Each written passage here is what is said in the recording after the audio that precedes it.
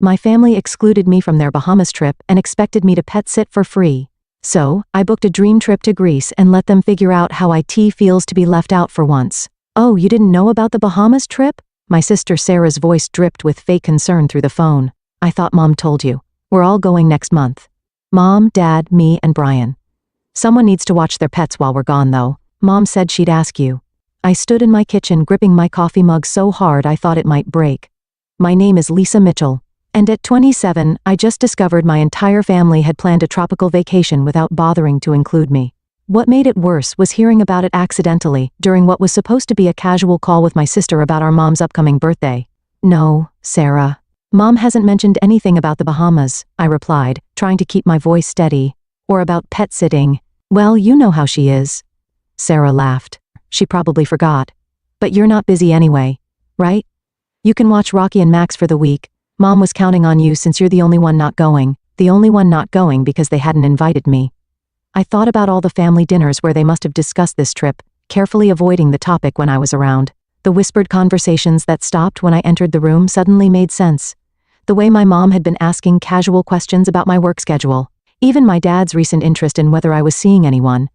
Probably hoping I'd have weekend plans that wouldn't interfere with their pet-sitting needs. Later that evening my mom finally called. Honey, I've been meaning to talk to you. We need a favor. Let me guess.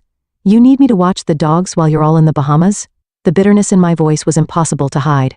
Oh, Sarah told you? Yes. It would be such a help. You know Rocky gets anxious at the kennel, and Max needs his medication twice daily. We'll only be gone 8 days. I listened as my mom rambled about flight times and resort details, never once acknowledging that they'd excluded me from the family vacation. Not even a token, wish you could come, or maybe next time. She went on about the special food Rocky needed and Max's strict medication schedule, as if these details would somehow make up for the fact that they'd planned an entire family vacation without me. So you'll do it? She asked brightly. Your father already told the kennel we wouldn't need them, and Sarah's so excited. She found this perfect little resort with amazing snorkeling. You know how she loves the water. Of course he had. My family had always operated this way, making decisions that affected me without bothering to consult me first. To them, I was reliable Lisa, the responsible one who never made waves, never said no, never ruined their plans with her own inconvenient needs or desires. I'll think about it, I said quietly, already opening my laptop to a travel website. The pattern had started years ago. When Sarah was accepted to NYU, my parents threw a huge party, custom banners, catered food. All their friends invited to celebrate their youngest daughter's achievement. When I got into Boston University a year earlier, with a full academic scholarship no less, they simply nodded and said, "That's nice, dear." My acceptance letter stayed on the fridge for exactly 2 days before being replaced by Sarah's summer dance recital schedule. My sister had always been the family star. She was the fun one, the pretty one, the one who could do no wrong.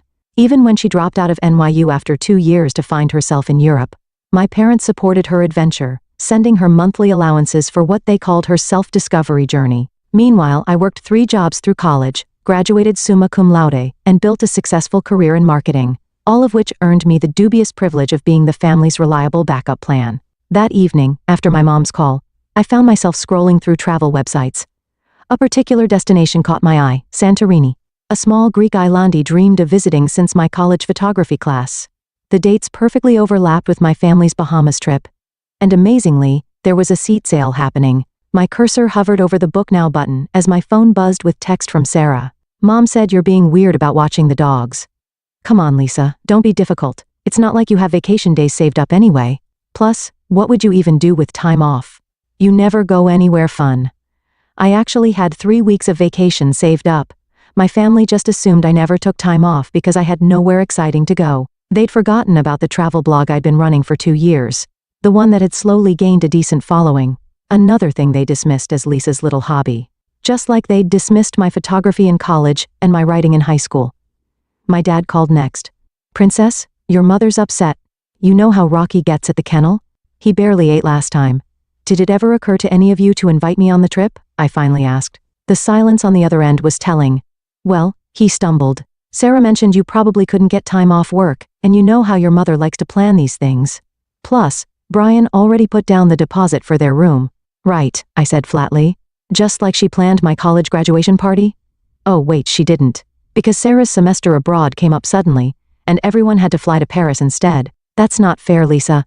Your sister needed family support during her journey of self-discovery. I looked at my computer screen, at the picture of the beautiful Greek island waiting for me. Something shifted inside me. Years of being the reliable one, the responsible one, the one they could always count on to sacrifice her own plans for theirs. It all crystallized into a moment of perfect clarity. I'll let you know about the dogs tomorrow, I said. Then hung up and clicked book now on my flight to Greece. The next morning, my phone was flooded with messages. My mom had sent 6 texts varying from guilt trips to outright demands. Sarah had left 3 voicemails, each more condescending than the last. Even my dad, who usually stayed out of family drama, had emailed me a lengthy explanation of why I was being unreasonable. I waited until our weekly family dinner to break the news. As usual, they were all gathered at my parents' house, discussing their upcoming Bahamas trip across my mom's lasagna. I've made alternate arrangements for those dates, I said during a pause in their conversation. You'll need to find someone else to watch Rocky and Max. My mom's fork clattered against her plate. What do you mean alternate arrangements? What could be more important than helping your family? My trip to Greece. I took a sip of water, watching their faces shift from confusion to disbelief. Greece? Sarah laughed. You're not going to Greece. I pulled up my confirmed itinerary on my phone and placed it on the table. Actually, I am. 8 days on Santorini, starting the same day you leave for the Bahamas. But you can't, my mom sputtered. What about the dogs? The kennel is fully booked. That sounds like poor planning on your part. I was surprised by how steady my voice remained. Maybe Sarah's boyfriend Brian could watch them since he's apparently family enough to go to the Bahamas. That's different, Sarah protested. Brian's my partner. Besides, he's allergic to dogs. How convenient. I stood up, gathering my things. I'm sure you'll figure something out. You always do when it's important to you. Lisa, sit down, my dad ordered. You're being childish. This isn't like you. That's the problem, isn't it? You all decided who I was supposed to be. Reliable Lisa, dependable Lisa, always available Lisa. Did it ever occur to any of you that I might want to be included in family vacations? That I might have my own plans? My own life? The silence around the table was deafening. My mom looked on the verge of tears, while Sarah sat with her mouth hanging open. My dad just stared at his plate, refusing to meet my eyes. I have to go, I said, heading for the door. I need to shop for swimsuits. Santorini has some amazing beaches. The fallout was exactly what I expected. My mom launched a full-scale guilt campaign, enlisting every relative who would listen. Aunt Carol called to tell me how selfish I was being. My cousin Rachel sent long texts about family loyalty. Even my grandmother weighed in, though she mostly seemed confused about why I couldn't watch the puppies from Greece. Sarah's approach was more direct. She showed up at my apartment unannounced. You're only doing this to spite us, she said, barging in without waiting for an invitation. This isn't like you, Lisa. You've always been the responsible one. The responsible one? I repeated. You mean the convenient one. The one who's supposed to drop everything when the rest of you need something. That's not fair. We appreciate everything you do. Really? When was the last time any of you showed that appreciation? When was the last time you included me in family plans, instead of just expecting me to fill in the gaps? Sarah flopped onto my couch, her perfect blonde hair falling exactly right even in her frustration. We didn't think you'd want to come to the Bahamas. You're always so busy with work. Did you ask me? Did anyone bother to ask if I might want to join my family on vacation? Well, no, but nothing. You all made assumptions about my life, my time, my priorities. And you know what? You got so comfortable taking me for granted that you didn't even try to hide your Bahamas plans. That's how little you thought of me. Sarah's face flushed. Mom and Dad are really upset. They might have to cancel their trip if they can't find someone to watch the dogs. That sounds like a them problem, I replied, using one of Sarah's favorite phrases back at her. When did you get so cold? I'm not cold, I'm just done being the family doormat. I showed her my travel blog on my phone. See this? I have followers who actually care about my interests. I have a life outside of being your backup plan. Sarah scrolled through my blog, her expression shifting from dismissal to surprise. These photos are really good. When did you get into photography? 3 years ago, not that anyone noticed. The next family dinner was tense. My mom had spread all the pet supplies across the dining room table like a guilt exhibition. Rocky's special food, Max's medication schedule, their favorite toys. She kept shooting me pointed looks as she explained how complicated their care routine was. The medication has to be given exactly 12 hours apart, she emphasized, waving Max's pill bottle. And Rocky needs his special blanket at bedtime, or he gets anxious. The kennel just won't understand these things. I'm sure they will, I replied, serving myself more potatoes. That's literally their job. My dad cleared his throat. Princess, we could pay you to watch them, make it worth your while. My Greece tickets were $3,000, Dad. Non-refundable. Sarah, who'd been unusually quiet since her visit to my apartment, suddenly spoke up. I looked at Lisa's travel blog last week. Did you guys know she has over 20,000 followers? My mom barely glanced up from her organization of pet supplies. That's nice, dear. Now about the dogs. No, Mom, I'm serious. Look at these photos she took in Montreal last year. Sarah pulled up my blog on her phone. She's actually really good at this. For the first time that evening, my mom actually looked at me. Not through me, not around me, but at me. You went to Montreal? I've been to lots of places. I take short trips whenever I can. I write about them, photograph them. People follow my recommendations about hotels and restaurants. My dad peered at Sarah's phone. These are professional quality pictures, Lisa. Why didn't you tell us about this? I did.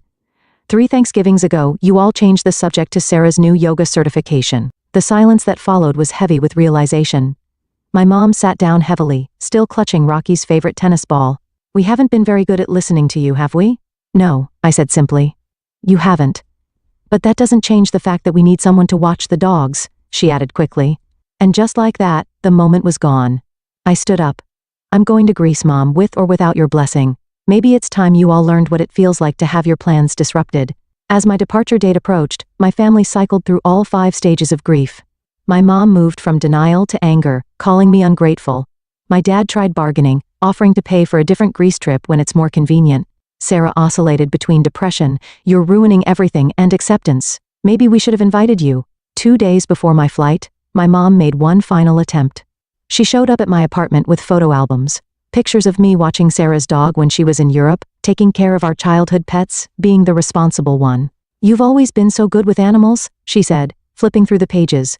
Remember how you nursed Sarah's hamster back to health in high school? I remember. I also remember missing my friend's sweet 16 party to do it, while Sarah was at the beach with her friends. That's different. You didn't mind back then. No, Mom, I did mind. I just wasn't allowed to say so. She closed the album with a snap. Well, I hope you're happy. We had to cancel our trip. The kennel is full and no one else can take the dogs for that long. I didn't respond immediately, just pulled out my laptop and turned it to face her. On the screen was a message from my building's pet-friendly neighbor, Mrs. Chen, confirming she'd watch Rocky and Max for a fee. I found you a solution, I said. Mrs. Chen is retired, loves dogs, and lives 2 floors down. She's happy to do it for what you would have paid the kennel. My mom stared at the screen. But why didn't you tell us sooner? Because for once I wanted you all to feel what it's like not to have me as your backup plan. To understand what it feels like when someone disrupts your carefully made plans without considering your feelings. That's rather petty, don't you think? No, Mom, that's rather human. And maybe next time you're planning a family vacation, you'll remember this feeling and think to include your other daughter. The morning of my flight, I woke up to a series of notifications. My mom had tagged me in a social media post, something she'd never done before. It was a picture from my travel blog, one I'd taken in Montreal, with a lengthy caption about how proud she was of her talented daughter, and how she couldn't wait to see the beautiful photos from Greece. Sarah texted immediately. Mom's trying to save face with her country club friends. She's telling everyone she helped plan your Greece trip. I wasn't surprised. Image had always been everything to my mom. She'd probably realized that having a daughter with a successful travel blog was something she could brag about at her tennis club. But her attempt at public support didn't erase years of dismissal. My dad dropped by before I left for the airport, awkwardly holding a new camera lens. Your sister showed me your blog, he said, holding out the lens. I noticed you mentioned wanting this one for low-light shots. I thought maybe you could use it in Greece. The lens was exactly the one I'd been saving up for. Part of me wanted to refuse it, to show them I didn't need their belated support. But I saw something in my dad's eyes I'd never seen before. Genuine interest in my passion. Thanks, Dad, I said, accepting the gift. Want to see some of the shots I plan to get with it? He sat with me for an hour, actually listening as I explained about composition and lighting. He even pulled up my blog on his phone and followed it, right there in front of me. You know, he said as he was leaving, I canceled my share of the Bahamas trip. Told your mother and sister to go without me. Dad, you didn't have to.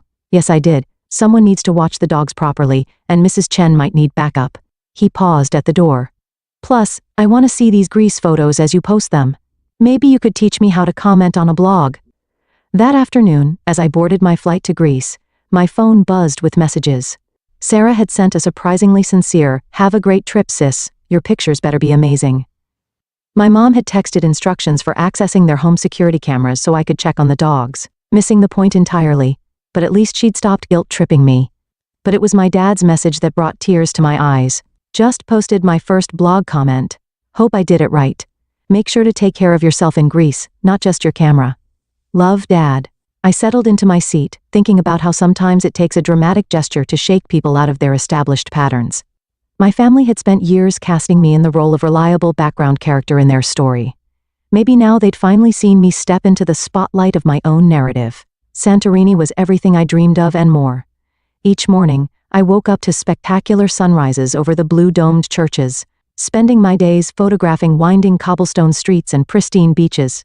My blog followers loved the daily updates, but what surprised me most were the comments from my family. My dad commented on every single post, his typing improving from beautiful sunset honey to actual thoughtful observations about lighting and composition. Sarah shared my posts on her own social media, tagging me with messages like, "Look what my amazing sister is doing." A complete turnaround from her usual competitiveness. My mom, however, took a different approach. She called daily with updates about the dogs, as if trying to remind me of what I'd left behind. "Rocky misses you," she'd say, or "Max won't eat unless your father hand feeds him." When those guilt trips didn't work, she switched tactics, calling to critique my photos. "Don't you think you're posting too many sunset pictures? And that restaurant review seemed a bit harsh. You don't want to hurt anyone's business." One evening, sitting at a cliffside cafe, I got an unexpected call from Mrs. Chen. "Your mother has been here 6 times today," she said, sounding amused. "She brings coffee and asks endless questions about my pet sitting experience. I think she's having trouble letting go of control." "I'm so sorry," I started, but Mrs. Chen laughed. "Don't be." I told her that after 40 years of teaching high school, 2 dogs are no trouble. She didn't like that much. That same night, my dad sent me a private message. "Your mother booked herself into a hotel for the remainder of their Bahamas trip. Says she can't enjoy herself knowing strangers are watching her dogs. Sarah's pretty upset about it." I felt a momentary pang of guilt, but then remembered all the times my plans, my needs, my desires had been dismissed for the sake of family harmony. My mom's choice to ruin her own vacation wasn't my responsibility. Instead of cutting my trip short or apologizing, I posted more photos. I wrote about solo female travel, about breaking free from family expectations, about finding your own path. The response was overwhelming. Hundreds of comments from people sharing similar stories, thanking me for inspiring them to stand up for themselves. My blog following doubled, then tripled. A travel magazine reached out about featuring my Greece photos. Sarah called to tell me that her yoga students were all following my journey, asking when I'd come teach a photography workshop at her studio. "You know what's funny?" she said. "I always thought I was the brave one going to Europe to find myself, but you're the one who really did it. You found yourself right under our noses, and we were too busy with our own drama to notice." On my last night in Greece, sat on my hotel balcony uploading photos, when my mom sent a surprising message. It was a picture of my old bedroom, now her home office, filled with framed prints of my travel photography. "I had your best shots professionally framed," she wrote. "Thought they deserved better than my social media reposts." Below that was a longer message. "I've been doing a lot of thinking while you've been gone. Your dad pointed out something I didn't want to hear, that we'd taken you for granted for so long. We forgot you had dreams of your own. I'm not very good at apologies, but I'm trying to do better at showing you I care." Mrs. Chen sent me daily dog photos, each one showing Rocky and Max being perfectly fine without my mom's hovering. The last one showed my dad teaching her how to use my blog, both of them smiling at the camera while the dogs lounged contentedly nearby. Sarah's final vacation photos from the Bahamas looked different from her usual carefully staged shots. "Trying to see things through your photographer's eyes," she captioned them. "Not as good as yours, but I'm learning to look deeper." Something had shifted during those 8 days. My family was far from perfect. My mom still sent daily texts about the dogs. My dad still struggled with technology. And Sarah still had moments of competitive jealousy, but they were trying. Sometimes that's all you can ask for. Not a complete transformation, but a willingness to see you in a new light. 6 months after my Greek adventure, my family gathered for Thanksgiving. The dining room walls now featured a mix of my travel photographs alongside our traditional family portraits. My mom had turned my blog's logo into place cards for the table, a small gesture that spoke volumes. "We've got an announcement," my mom said during dinner. "We're planning another family vacation." I braced myself for more exclusion, but Sarah jumped in. "And before you say anything, we want you to help plan it. Your blog followers loved your Greece content so much, we thought maybe you could work your magic on our next family trip." My dad pulled out a folder. "I've been researching photography tours in Italy. Thought maybe you could teach us a thing or two about taking better pictures than just selfies and dog photos. Plus," my mom added, trying to sound casual, "Mrs. Chen already agreed to watch Rocky and Max. I asked her months ago just to be sure. I looked around the table at my family, really looked at them. My mom, still controlling, but trying to channel it differently. My dad, discovering a new connection with me through photography. Sarah, finally seeing me as a person rather than competition. Italy sounds perfect, I said, pulling out my phone to show them some initial ideas. But this time I'm handling the itinerary. Wouldn't have it any other way, my dad smiled. After all, you're the expert now.